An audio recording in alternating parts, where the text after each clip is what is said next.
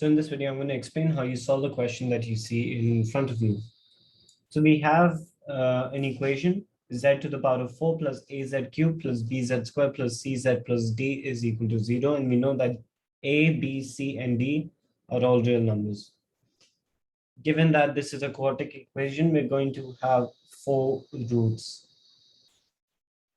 Now we also know two of the roots, log 6 base 2 and I root 3. And we also know that the sum of these roots is 3 plus log 3 base 2.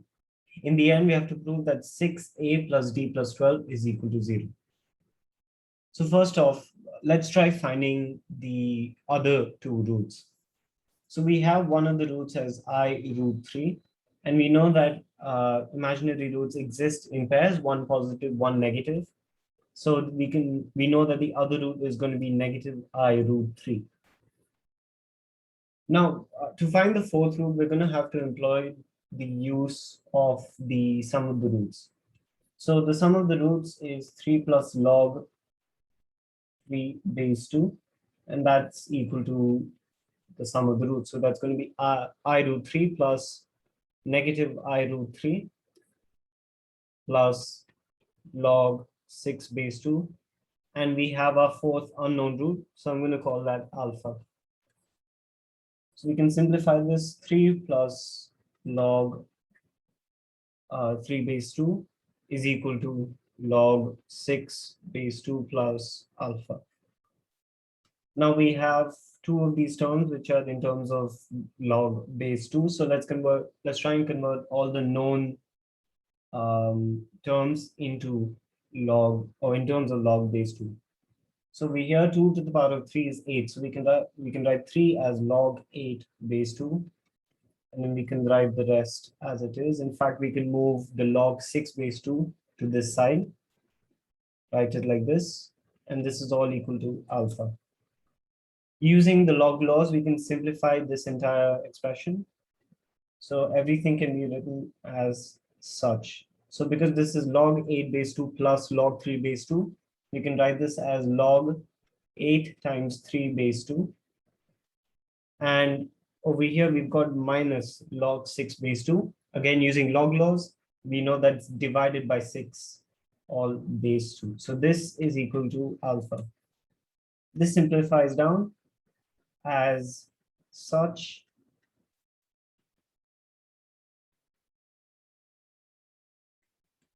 And we know that log 4 base 2 is just equal to 2. So alpha is equal to 2. Now that we have all 4 roots, we have to find the value of a and the value of d.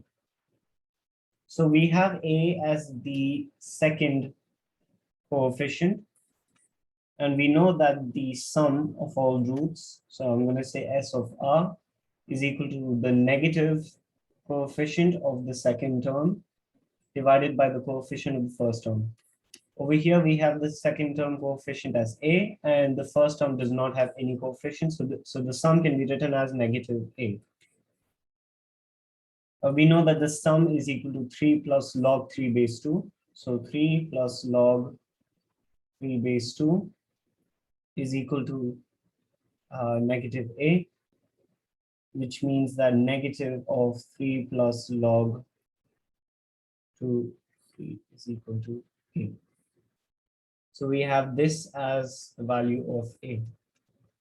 Now we also need the value of d, and d over here is the value of the constant.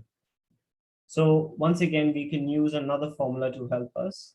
The product of all the roots is equal to negative 1 to the power of the exponent, so that's n, times the constant, so c of 0, because this is z to the power of 0, divided by the coefficient of the first term. Again, we don't have a coefficient for the first term, so this is going to be negative 1 to the power of 4 times d, which over here is just d. This 4 is because it's a z to the power of 4 as n. So to find d, we need to find the product of the roots, and the product of the roots will be as follows. I root 3 multiplied by negative I root 3. This is multiplied by log 6 base 2 multiplied by 2. This can be simplified as follows.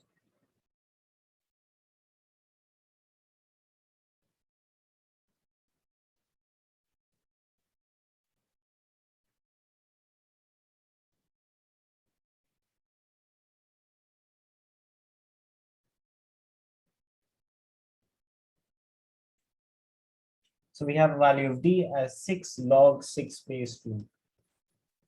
Now we can plug everything back into this equation over here. So 6a plus b plus 12 is equal to 0.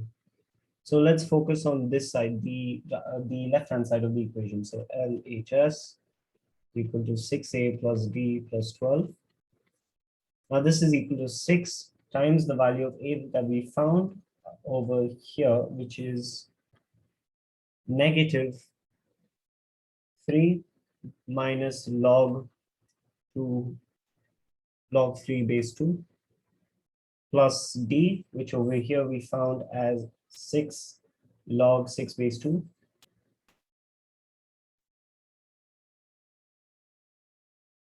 plus 12. This can be expanded out.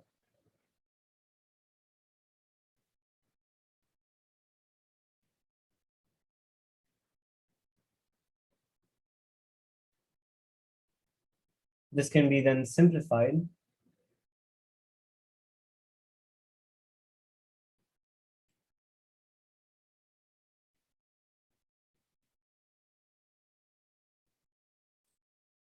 Now we can once again rearrange this to make it easier to solve. So negative 6 plus 6 log, sorry, plus 6 in brackets log 6 base 2 minus log 3 base 2. Using log laws once again, we can write this as minus 6 plus 6 times log base 2 of 6 divided by 3. This can be then written as negative 6 plus 6 times log 2 of log 2 base 2. And this can then be simplified as negative 6 plus 6 times 1, which is negative 6 plus 6, which is equal to 0, which is therefore equal to the right-hand side, which is what we have to prove. Therefore, LHS is equal to RHS, and we have solved this question.